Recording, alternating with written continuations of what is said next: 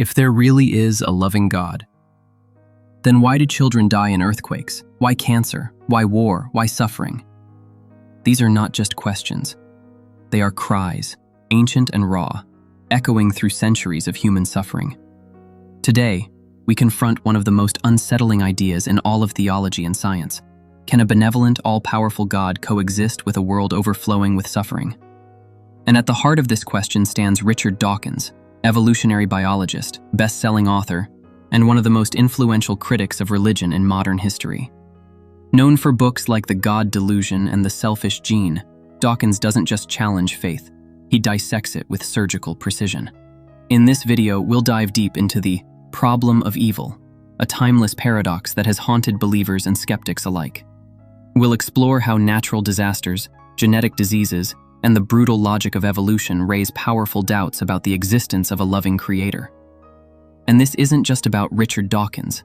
This is about you, about us, about whether the universe cares, about whether love, justice, and meaning can truly exist in a cosmos that feels anything but divine.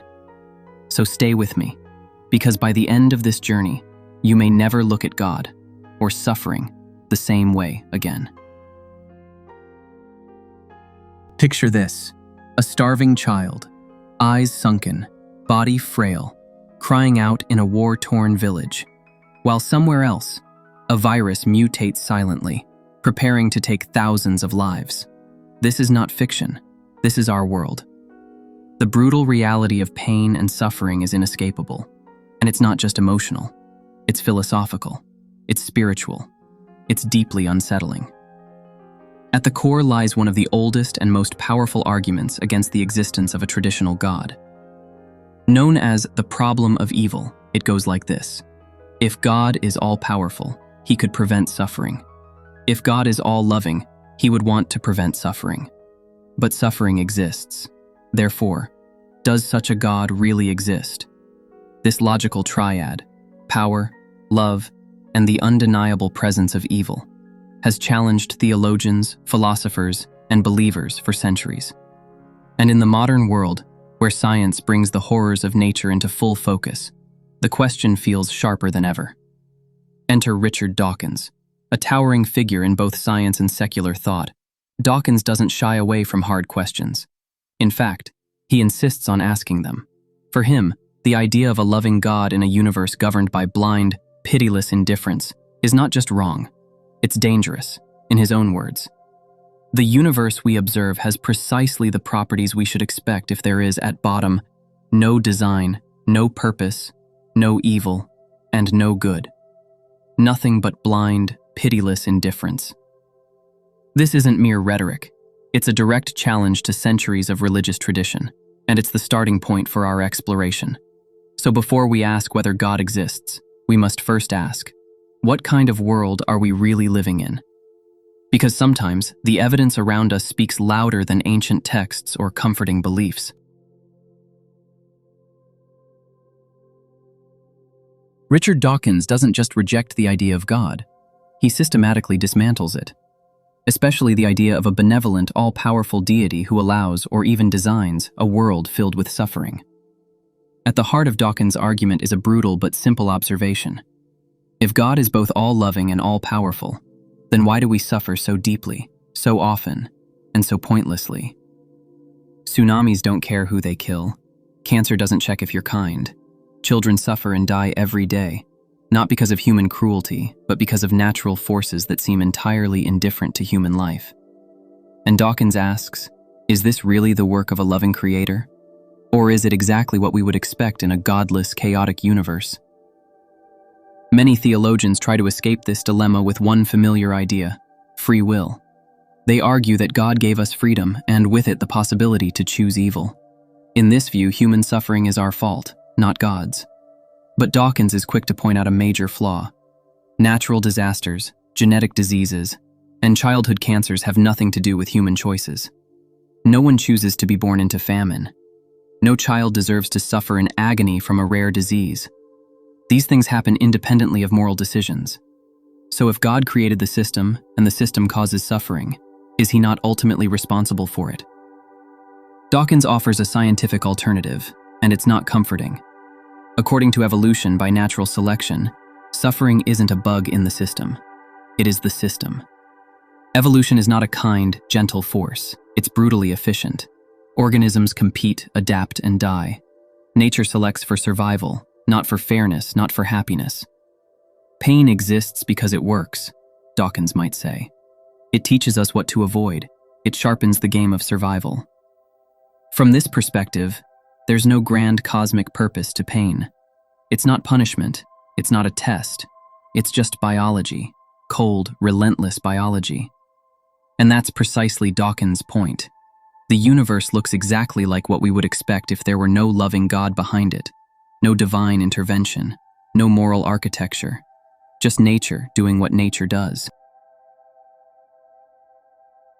While Richard Dawkins delivers a sharp, empirical challenge to belief in a benevolent deity, many philosophers and theologians argue that his interpretation is not the only way to see the world, nor the most complete. Take, for instance, the best of all possible worlds argument, famously proposed by Gottfried Wilhelm Leibniz. According to Leibniz, a perfect God would create not a perfect world, but the best possible world, one that allows for moral freedom, growth, and the development of virtues like courage, empathy, and resilience.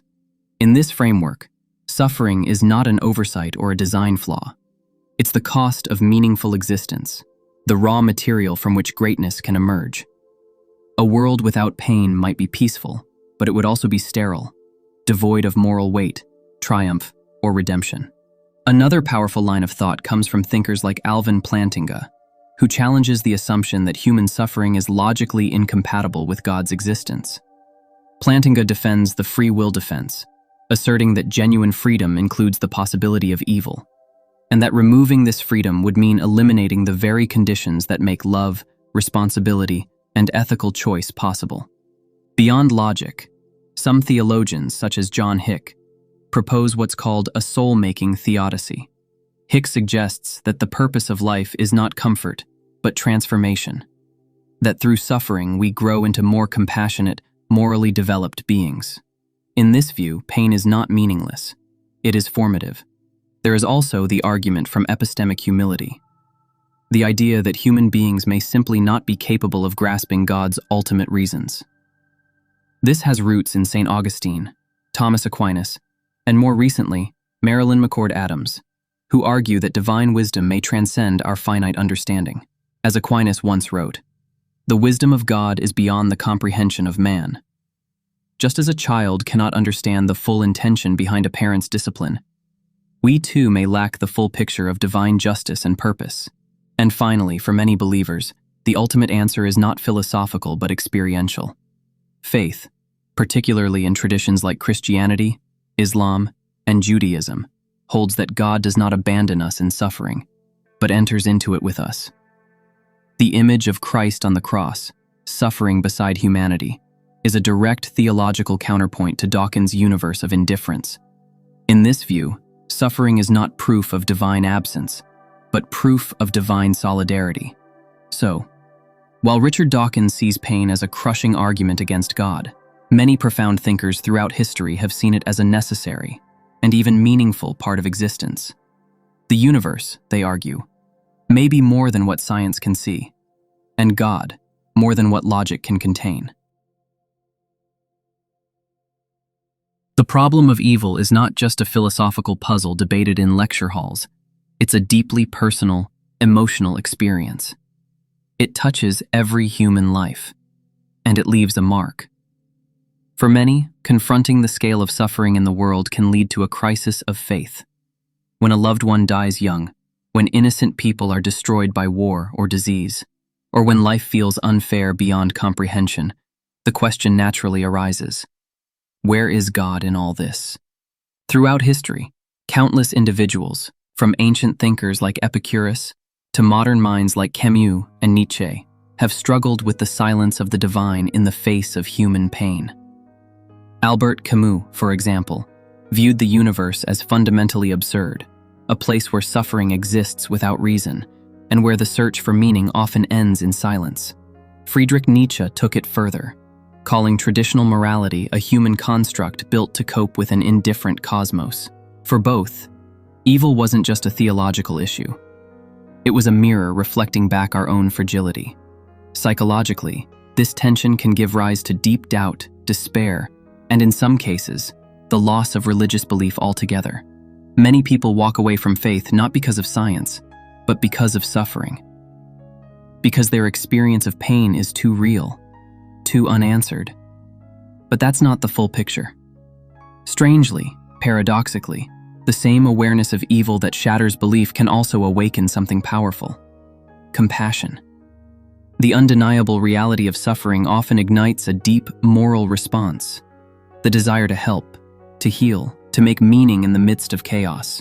When we see others suffer, we are moved to act, to offer empathy, to relieve pain. And this too is part of the human story, the part that resists indifference, that pushes back against cruelty with kindness. Some would argue that this response, our ability to feel another's pain and to care, might itself be a hint of the divine, or at the very least, a powerful rebuttal to the idea that the universe is completely void of meaning. So while the problem of evil raises hard questions, the kind that shake the foundations of belief, it also gives birth to something undeniably human: the will to comfort, to protect, to love, even in a world that seems built to break us. The problem of evil is not a riddle with a neat solution. It is a haunting, ongoing confrontation with the most difficult question we can ask. Can a loving, all-powerful God truly exist in a world so full of suffering? Richard Dawkins says no. To him, nature runs on blind mechanisms: evolution, chance, and survival. Pain is not divine punishment, it's biology. And trying to reconcile that with an all-good, all-powerful God, he argues, leads to contradiction, not comfort. But others, Leibniz, Plantinga, Hick, Aquinas, challenge that view. They invite us to consider that suffering might have meaning, even if hidden, that growth, love, and moral freedom could require a world where pain is possible, that God's silence is not absence but mystery. So now, we turn the spotlight to you. What do you believe? Is suffering the strongest argument against God, or part of a greater purpose we can't yet grasp? Drop your thoughts in the comments. I genuinely want to hear what you think. And if this video made you question something, or helped you see it in a new light, give it a like, share it with someone who loves deep questions, and consider subscribing for more content that doesn't just give answers, but asks better questions. Because in a world full of noise, philosophy still whispers the most powerful truths. Let's keep asking. Let's keep thinking. Let's not settle for easy answers. Comment, reflect, share. This conversation matters, and it starts with you. Hope to see you in the next video. Stay with love. Goodbye.